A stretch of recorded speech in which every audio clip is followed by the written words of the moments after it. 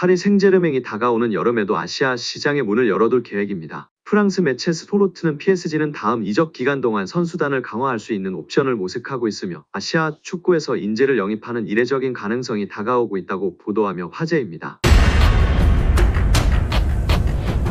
프랑스 매체 르피가로는 지난해 여름 이후 PSG는 선수 영입을 위해 이적료로 4억 유로 약 5,859억 원 이상을 지출했다. 캄포스 단장이 선수 영입을 맡으면서 영입한 선수들에 대해 평가할 시기가 됐다고 전했습니다. PSG는 지난 시즌 종료 이후 메시와 네이마르가 팀을 떠났습니다. 반면 올 시즌 이강인을 포함해 10명이 넘는 선수를 영입하며 선수단을 대폭 개편했습니다. 르피가로는 바르셀로나에서 5천만 유로 약 732억 원에 영입한 덴벨레와 바이에른 미넨에서 4,500만 유로 약 660억 원에 영입한 에르난데스는 기대에 부응했습니다. 프랑스 대표팀에서 활약하고 있는 이들에 대한 장점과 단점을 모두 알고 있고 견고한 선수들이었습니다.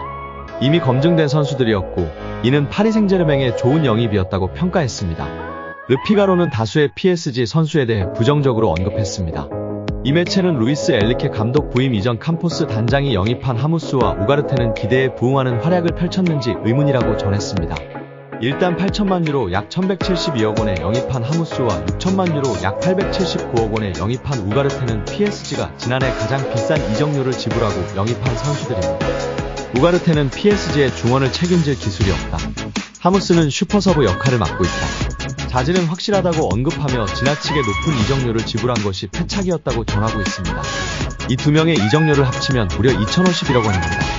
이어 특히 지난해 9,500만 유로 약 1,391억 원에 영입한 무아니를 다시 같은 가격으로 팔 수는 없다며 공격수 무아니에 대해서는 실패한 영입이라는 뜻을 나타냈습니다. 또한 PSG가 올 시즌 영입한 수비수 슈크리니아르는 너무 느리다. 부상 복귀 이후에도 주전을 차지하지 못했다고 지적하기도 했습니다. 하무스와 우가르테에 이어 무아니까지 더하면 3,442억 원입니다. 다행히 밀란 출신의 슈크리니아르는 자유계약으로 영입해 이적료가 들진 않았습니다. 매체는 하무스, 무아니, 우가르테, 슈크리니아르 등에 대해 최악의 영입이라고 꼬집었습니다. 다만 무난하고 성공적인 영입이었다고 평가 선수는 단 2명이었는데요. 그중 이강인도 있었습니다. 매체는 리옹에서 5천만 유로에 영입한 바르콜라는 도박이었다. 루이스 엘리케 감독은 지난해 말부터 바르콜라를 베스트 11으로 기용했다. 바르콜라는 프랑스 대표팀의 유로 2024 최종 엔트리 합류도 가능한 선수라며 무난한 평가를 내렸습니다. 이어 매체는 이강인 선수도 바르콜라와 같이 무난한 영입, 성공적인 영입이었다며 합격점을 주었습니다. 매체는 루이스 엘리케 감독은 확고한 철학이 있고 그것을 위해선 경기 중 볼을 소유해야 한다. 이강인은 음바페만큼 많은 유니폼을 판매할 수 있는 장점도 있다. 볼을 소유할 줄 아는 선수였다. 이강인은 확실히 유용한 선수였다는 뜻을 나타냈습니다. RMC 스포츠의 다니엘 리올로 기자 역시 PSG가 다가오는 여름 이강인의 상업적 성공 이후 아시아 시장에 눈을 돌릴 수 있다고 언급했다. 그는 다음 PSG 이적 시장은 아시아에서 활발하게 진행될 것이다. 이강인이 상업적인 모델을 만들고 있다.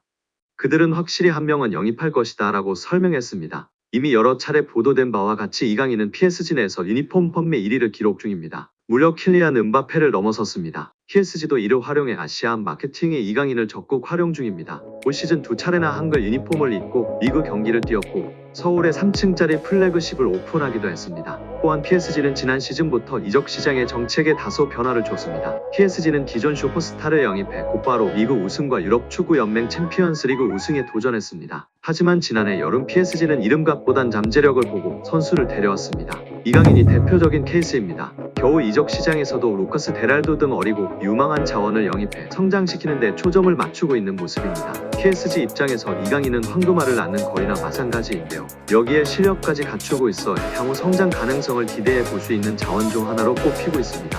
다양한 포지션을 소화할 수 있는 능력 역시 PSG 내부에서 크게 인정받고 있는 상황입니다. 이강인 영입으로 마케팅 수익과 함께 영향력을 확인한 PSG가 올여름에도 아시아 선수 영입을 계획 중입니다. 스포르트는 이강인은 첫 번째 시즌 아직 자신의 가치를 충분히 발휘하지 못했지만 비즈니스의 미지는 그의 영향력은 부인할 수 없다고 밝혔습니다. 이어 PSG에서 새로운 아시아 인재 영입은 팀을 강화할 뿐만 아니라 클럽의 재정적 측면을 활성화할 수 있는 기회를 의미한다.